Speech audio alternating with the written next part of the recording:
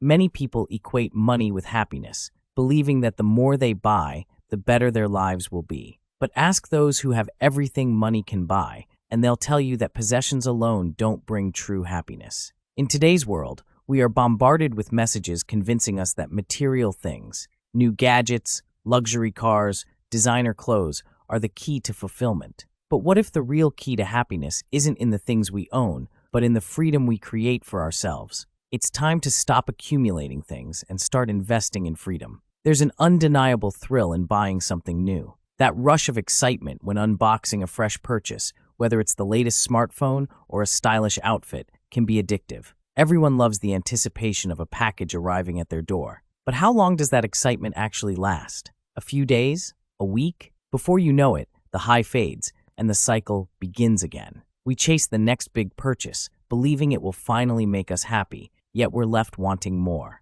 Psychologists call this the hedonic treadmill, the idea that no matter how much we acquire, we eventually return to the same baseline level of happiness. Research shows that people experience a short-term boost in happiness when they buy something new, but that joy fades quickly, leaving them searching for the next fix. The more we collect, the more we crave, and the cycle continues endlessly. Even those who have unlimited wealth aren't immune to this. When you can afford anything, the excitement of new purchases diminishes even faster. A brand new luxury car quickly loses its appeal when an upgraded model is released. A sprawling mansion starts to feel ordinary once you've lived in it for a while, and suddenly, someone else has a bigger, more extravagant estate. The thrill is always temporary, leading to an endless chase for something better. And then, there's the financial cost. More things mean more money spent, and often more debt. What starts as a feel-good purchase can quickly become a financial burden. That new car comes with insurance, maintenance, and repair costs. The dream home requires property taxes, upkeep, and renovations. What once felt like an achievement becomes a source of stress. The pursuit of material things can quietly rob us of something far more valuable than money: our freedom. True wealth isn't measured by the things you own, but by the control you have over your time, choices, and life. Imagine shifting your focus from acquiring more possessions to gaining more freedom. Freedom from debt, from financial stress, from the pressure to keep up with society's expectations. Instead of spending money on things that only bring temporary joy, invest in experiences that create lasting memories. Travel to new places, learn new skills, spend time with people who matter. These are the things that enrich life without the burden of ownership. Buying freedom also means making smart financial decisions, cutting unnecessary expenses, saving, and investing in assets that generate passive income. Many believe that making more money is the path to financial freedom, but in reality, most people just increase their spending as their income grows.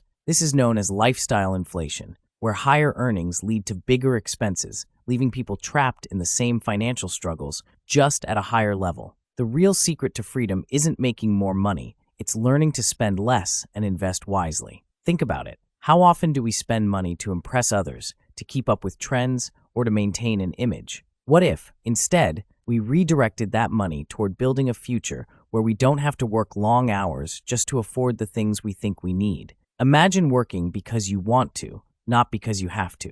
Imagine walking away from a stressful job without worrying about how you'll pay your bills. Imagine being able to travel for months at a time without financial strain. When you stop buying things and start investing in financial independence, you open the door to a life of true freedom. Possessions don't just take up space in your home, they take up space in your mind. The more we own, the more we have to clean, organize, repair, and maintain. Eventually, it becomes exhausting. That's why so many people turn to minimalism, not because they hate nice things, but because they value peace of mind more. By letting go of excess, we make room for what truly matters: relationships, personal growth, health, and happiness. Studies consistently show that people who prioritize experiences over possessions report higher levels of happiness and lower levels of stress. The less we own, the less we have to worry about, and the easier it is to appreciate the present moment. This doesn't mean giving up everything and living like a monk. It means making conscious choices about where your money goes.